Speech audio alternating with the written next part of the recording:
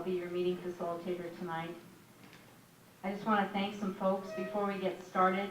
We had some great support from the local community in just getting you here this evening.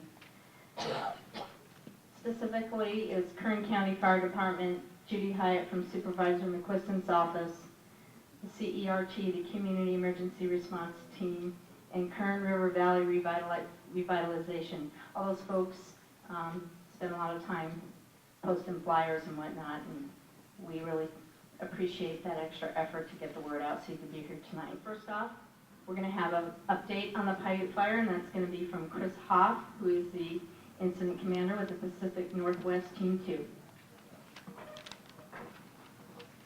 Well, good evening, everybody. We're from north of here, and we're hot. Okay? We're from the Pacific Northwest. However, we travel all over the country to manage these large incidents. So we're used to this.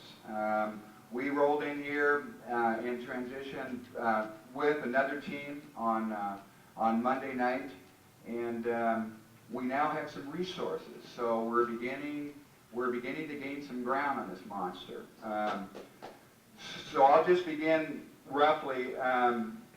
This black line here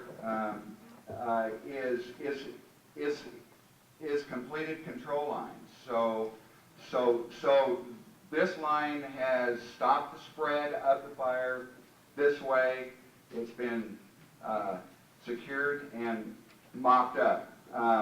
We're continuing with the dozers and the hand crews to try to get around this corner here, and the crews are working in there right now as we speak. Okay, so this end is beginning to really look nice.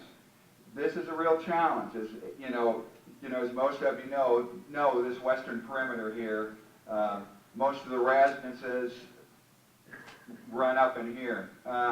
We now have crews and some engines in this area of the fire. We're making some good progress there, and also working north. Now our big challenge now, this north end, as most of you know, is extremely rough ground. So we're trying to figure out a way that we can construct lines. These are deep, steep draws and canyons, a real challenge, and it's the same way here. So we're working on a plan of attack here.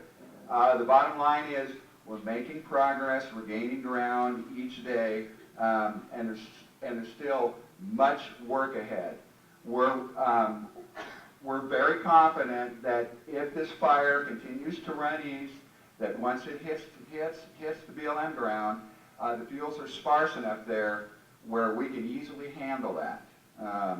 So we aren't real concerned in terms of Kelso Valley. It's looking extremely nice. Probably our major concern is finding a way to secure line here and up here in the middle of this north end. But all in all, like I mentioned, we're making progress and things are progressing well. Thanks.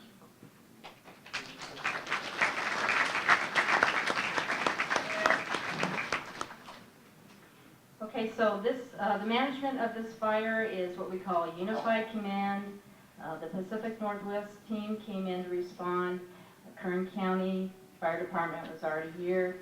So we are working with Kern County to manage the fire. We feel very fortunate to have the local expertise.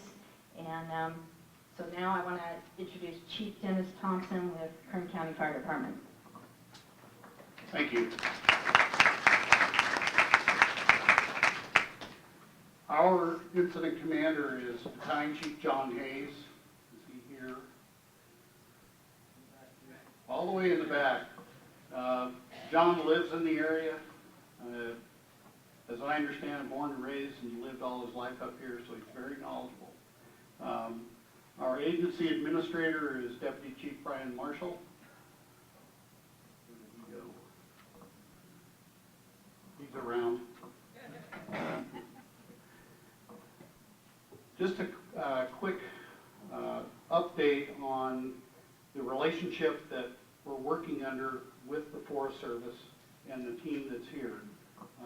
We also have an IC from the BLM, but the three of them work in concert with one another, and going into it, they agree to agree, and they work out any differences that there might be so that there's unity of the command structure, even though there's three people involved in it.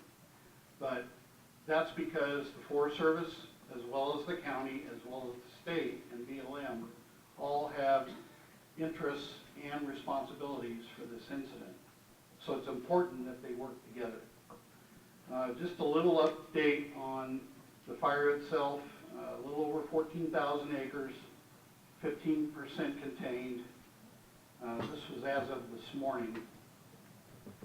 Cost to date about $3.8 million. We're still showing about 1,200 structures plus threatened by the fire. And the reason for that is because of this open line on the north and the west side. It's still open line until we can get crews in there to put a line around it.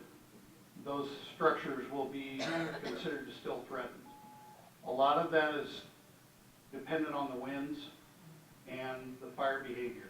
As long as the southwest wind, which is the predominant wind in this area, continues to blow the fire east, we have something that we can depend on, and eventually, as the IC mentioned, they'll be able to turn the corner on the head of the fire, which is headed to the east. One of our primary responsibilities is the protection of structures. But all of the agencies have a role and responsibility in that, from the federal agencies to the state to local government. The federal agencies and the state, they have primary responsibility for wildland fire, but they also have an obligation to keep that wildland fire out of the structures.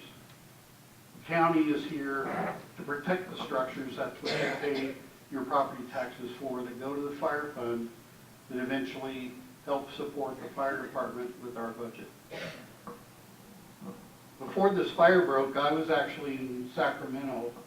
I'm the vice chair this year of the California Wildfire Coordinating Group, and that's a group of agencies, including the Forest Service, Park Service, National Wildlife Service, BLM, and we were in Sacramento prioritizing all the fires that occurred from primarily the lightning strikes that went through Northern California last week.